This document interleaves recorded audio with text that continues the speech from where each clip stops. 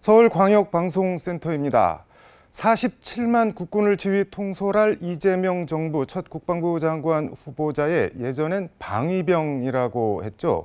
육군 일병 출신 오선 안규백 더불어민주당 의원이 지명됐습니다. 군 장성이 아닌 문민 출신 국방부 장관은 1961년 5.16 쿠데타 이후 64년 만에 처음입니다. 어떤 함의가 있는 걸까요? 미군이 이란의 주요 핵시설 3곳을 깜짝 기습 정밀 타격해 파문과 파장이 어디로 어떻게 흘러갈지 세계가 주목하고 있습니다. 육군 사성장군 출신 재선 국회의원 김병주 더불어민주당 최고위원과 관련 얘기 해보겠습니다. 의원님 어서 오십시오. 네, 안녕하세요.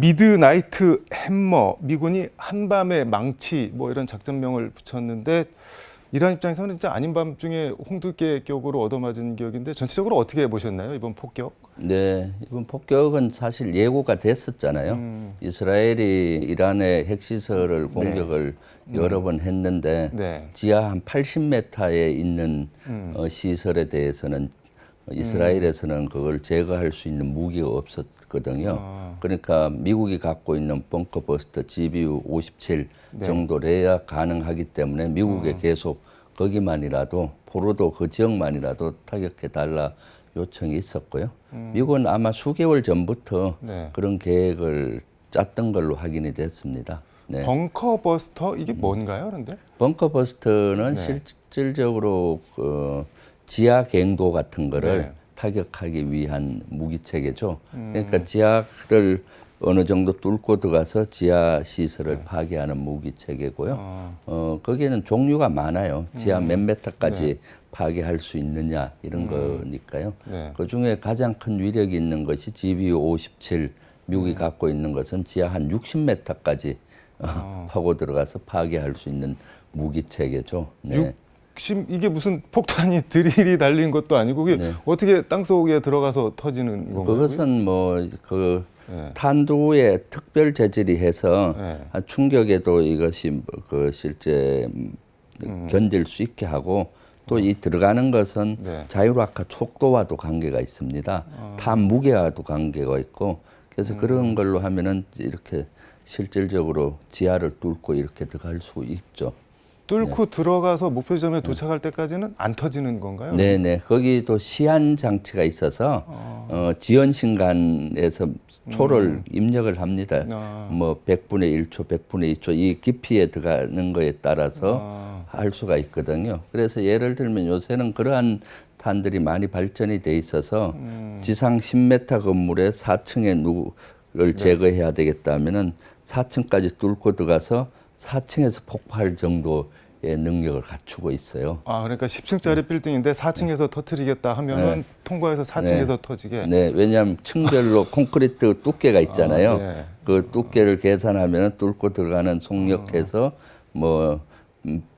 그 초를 지연시켜서 거기서 딱 터뜨릴 수 있을 정도로 지금은 무기 체계가 발전이 돼 있죠. 이게 신기하면서도 좀 무섭다는 생각도 드네요. 네, 지금 미사일은 아주 고도로 발전돼 있어서 아주 정확하고 위력이 아주 강하고 그렇죠.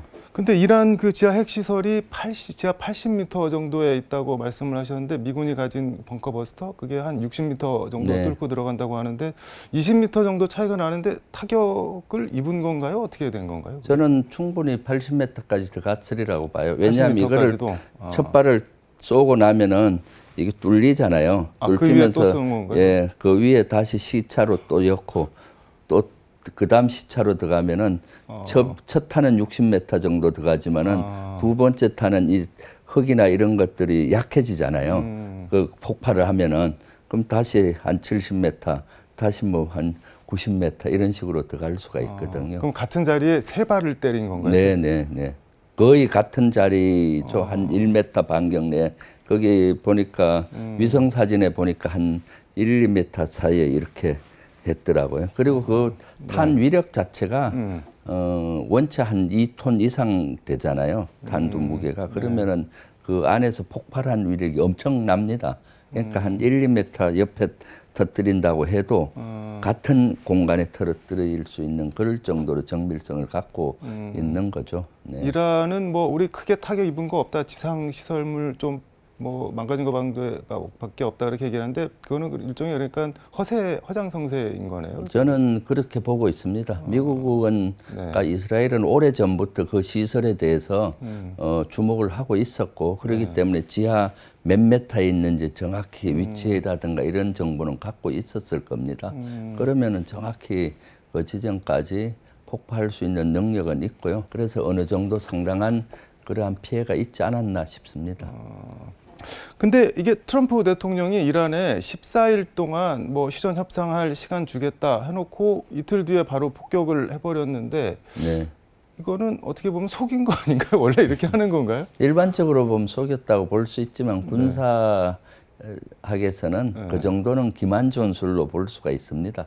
그리고 2주 시간을 줬지만은 사실 2주 시간 하다 보면 또 방공망이 회복될 수가 있잖아요. 초기에 이스라엘이 이란의 방공망을 많이 무력화시켰습니다.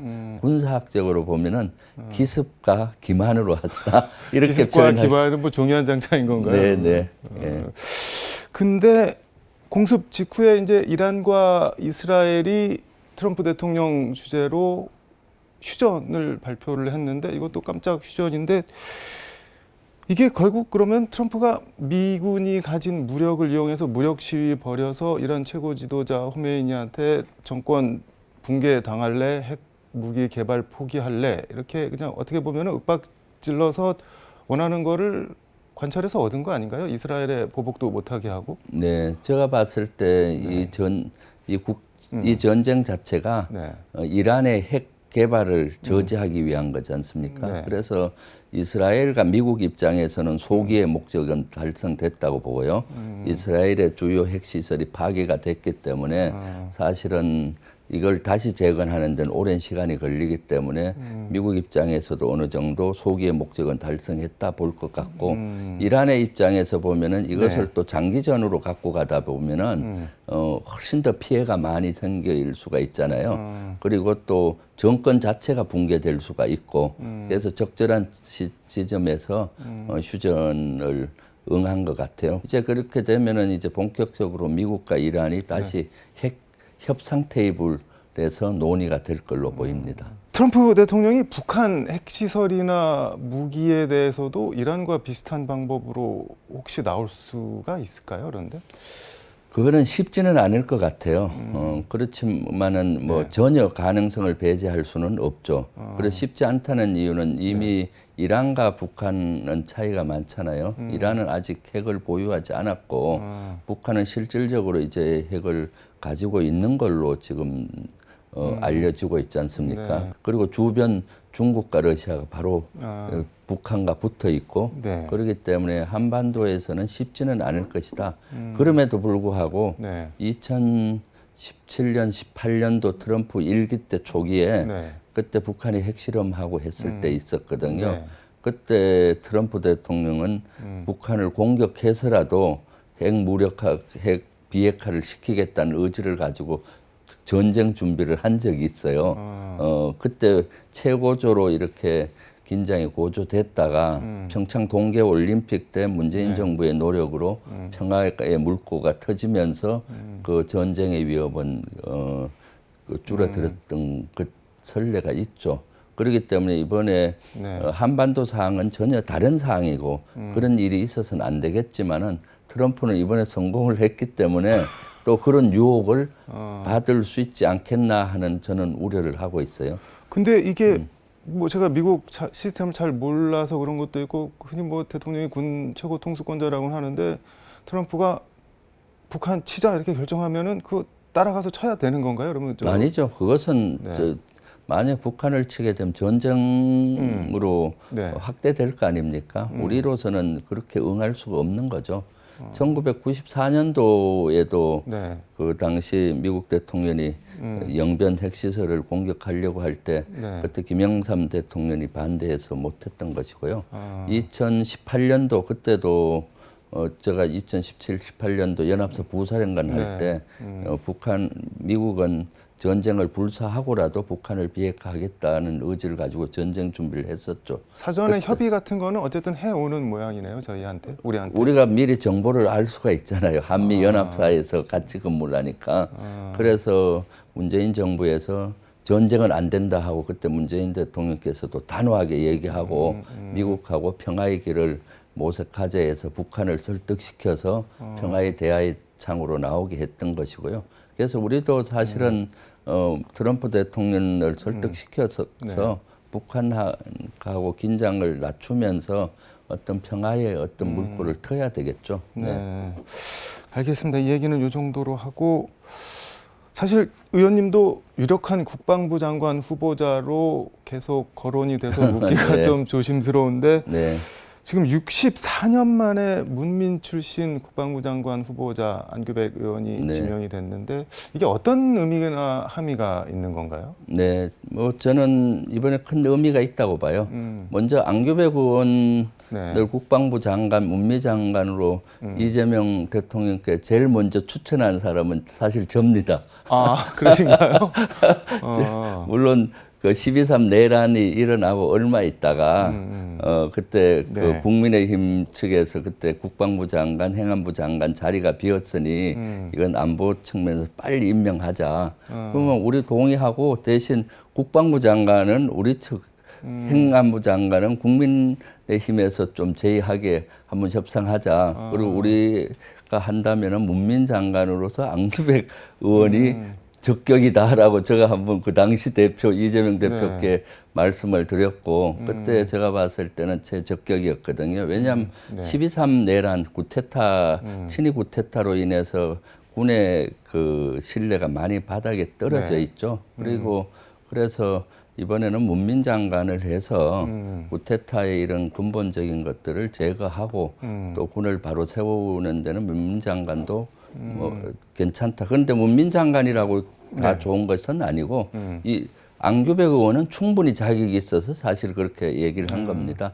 왜냐하면 그분은 국방위에 한 17년 정도 있었던 것 같아요. 국회의원 정기간 중에 2년을 제외하고 다 국방위에 계셔서 오랫동안 국방을 모니터링하고 또 국방위원장도 있기 때문에 충분한 자격이 있다라고 보였고요. 또 그분은 또 여야 할 것 없이 많이 그 존경을 받고 있어요, 군으로부터. 그러니까 뭐 충분한 자격이 있다라고 보여지죠. 근데 군인들이, 장성들이 혹시라도 그런 생각을 할 수도 있지 않을까요? 뭐 일병 출신이라고 하는데 국회 국방위에서 아무리 군을 많이 다뤄봤어도 지가 군을 알아? 뭐 이런 생각을 혹시라도 군인 출신이시니까 할 수는, 그런 가능성은 없나요? 일부는 있을 수 있죠. 당연히 그런 거는 어느 조직이든지 그 조직에 그 제대로 근무를 안 했던 사람이 오면은 그렇게 하는데 그것은 능력으로 입증이 되면 되는 거거든요. 이미 안규백 의원은 17년 동안 국방위원으로서 활동하면서 능력이 입증이 됐고 어느 정도 권위는 있다고 봅니다. 그리고 국방부 장관 가셔서 또 그러한 본인이 그동안 쌓아온 내공을 또 입증하면은 처음에는 그런 반발이 있을 수도 있지만은 금방 저는 해소되리라고 보고요. 그러니까 군에서는 두 가지 관점이거든요. 법적으로는 상급자에게 복종하잖아요. 근데 자발적인 복종을 이끌어내는 게 중요합니다. 그런 좀 능력이 있고 인품이 훌륭하면 자발적으로 복종하는 시스템이 되지 않습니까? 그거는 이제 안규백 의원의 몫이죠. 네. 그 실력으로 다 눌러서 자발적으로 복종하게 만들 수 있을 거다, 그렇게 보시는 거예요? 네, 저는 뭐 충분히 그렇게 보고요. 또 저는 국회 차원에서 또 국방위원이고 당의 최고위원이기 때문에 안규백 의원이 빨리 그렇게 군을 통제하는데 법적인 것뿐만 아니라 자발적인 복종을 이끌어낼 수 있게 당 차원에서도 국방위 차원에서도 많이 좀 도와주고 같이 협업을 하려고 합니다. 이번에는 문민 장관이 가는 게 맞다고 말씀하셨는데 다음에는 그럼 의원님이 가실 수도 있는 건가요? 그래서 그 문민의 기준은 제가 그 우리 이재명 대통령하고도 여러 번 얘기를 나눴는데 군인 출신이냐 아니냐 이것이 아니라 그 군에서 문제가 됐던 거는 전역하자마자 장관이 네, 되는 네. 경우 군인의 색깔을 못 벗고 하다 보니까 장관은 정무직이고 정무감각이 있어야 되는데 네. 군인처럼 하다 보니까 자기 계파를 만들고 자기 뭐 이런 여러 문제가 생긴 겁니다. 그래서 전역하고 사회에 나와서 다른 여러 가지 일을 하면서 네. 능력도 군 출신을 갖추면서 네. 생각도 이제 융통성 있는 생각을 갖춘 사람이면은 이제 민간 장관이라고 보는데 미국에서는 통상 그걸 한 7년 정도 보는데 네. 우리나라는 제가 봤을 때 뭐 한 3년에서 한 5년 정도면은 충분히 그거죠. 예를 들면 저 같은 경우도 민간인이잖아요. 6년 넘으셨잖아요. 예, 지금 5년이 넘었고 그리고 사실은 국민으로부터 지역구에서 선택을 받았고 더 중요한 것은 우리 권리당원과 당원들 국민으로부터 최고위원 선거로까지 됐지 않습니까? 네. 가장 그런 사람이 이제 군 출신이라는 이유로 안 되는 건 아니고요. 그래서 충분히 이제 그 군 전역 후에 사회 경력을 갖추고 네. 능력은 있는데 사고 방식이나 이런 것들이 이제 융통성 있고 이런 분이면은 충분히 가능하기 때문에 아마 그런 것들의 기준을 네. 이번 기회에 만들 필요가 있다라는 생각이 듭니다. 알겠습니다. 시간이 다 돼서 요거 하나만 여쭤보겠습니다. 김민석 총리 후보자 국회 인사청문회가 진행이 됐는데 국민의힘에서 뭐 이것저것 사유로 고발을 했는데 검찰에서 피의자로 입건해서 지금 조사를 하고 있고 네. 그러니까 국민의힘에서는 아니 피의자 국무총리가 말이 되냐 사퇴하라 이거 약간 뭐 이렇게 서로 물고 들어가는 것 같은데 어떻게 보세요? 피의자를 만든 게 누굽니까? 국민의힘 측에서 네. 모 시의원이 고발을 하고 네. 그걸 검찰에서 받아서 바로 입건하고 기소하고 막 그렇게 네. 하잖아요. 문제를 그것은 이제 국민의힘과 정치검찰이 마치 짜고 한 것 같이 보이잖아요. 그러니까 이것은 참 말이 안 되는 것이고요. 김민석 그 후보자는 사실은 최적의 국무총리 적임자라고 봅니다. 지금 이미 30년의 정치 내공을 가졌고 또 최근에는 수석 최고위원을 하면서 이재명의 집권 때 마스터 플랜을 만든 분이고요. 그리고 저도 같이 최고위원으로서 생각을 해보면은 이재명의 국정 철학을 가장 총리로서 잘 손발을 맞출 수 있는 분입니다. 그런데도 불구하고 국민의힘에서는 청문회라는 이유로 흠집 내기, 국정 발목 잡기로 막 이상한 걸 가지고 이렇게 하고 또 고발하면서 피의자니 이런 이상한 프레임을 씌우고 있는데 이 검찰에서 이런 형태들도 문제잖아요. 피의자로 하는 걸 청문회가 돼 있으면 청문회를 기다려야 되는데 그 사이에 청문회에 영향을 주기 위해서 바로 그 밑에 배당을 해버렸잖아요. 수사하라고.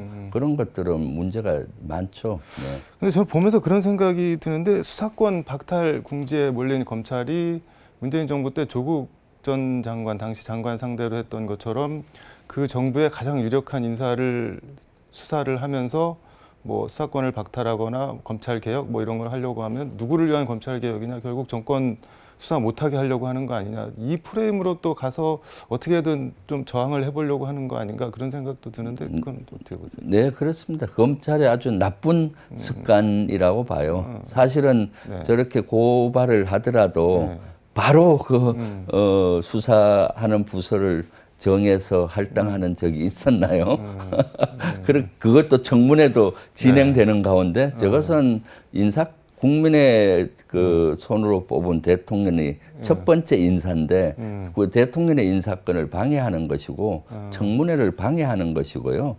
그런 것이죠. 전형적인 정치검찰의 형태인 것이고 저러한 형태를 보이니까 검찰 개혁이 필요하다라는 것을 국민들이 더 각인하고 인식하는 게 되는 것이 아닌가 싶습니다. 이재명 대통령한테는 이번에는 안 먹힐 거다 뭐 그렇게 보시는 거네요. 이재명 대통령께 안 먹히는 게 아니라 국민께 안 먹히는 거죠. 국민들은 너무나 이거 보면은 뻔한 거 아니겠습니까? 실제 중대라고 해도 누가 고발을 하면은 바로 그 할당하는데 수개월이 걸려요. 근데 바로 할당하고 그것도 청문회가 진행 준비 과정인데 이렇게 하는 것은 국민들이 용납하지 않을 겁니다. 이것은 대통령의 인사권에 대한 방해고 청문회에 대한 방해고 전형적인 정치검찰의 형태다. 마지막 검찰 개혁을 앞두고 발악하는 것이 아니냐 이렇게 국민들은 바라보지 않겠습니까? 네. 알겠습니다. 오늘 말씀은 여기까지 듣도록 하겠습니다. 고맙습니다. 네, 감사합니다. 지금까지 서울광역방송센터에서 김병주 민주당 최고위원과 함께 전해드렸습니다.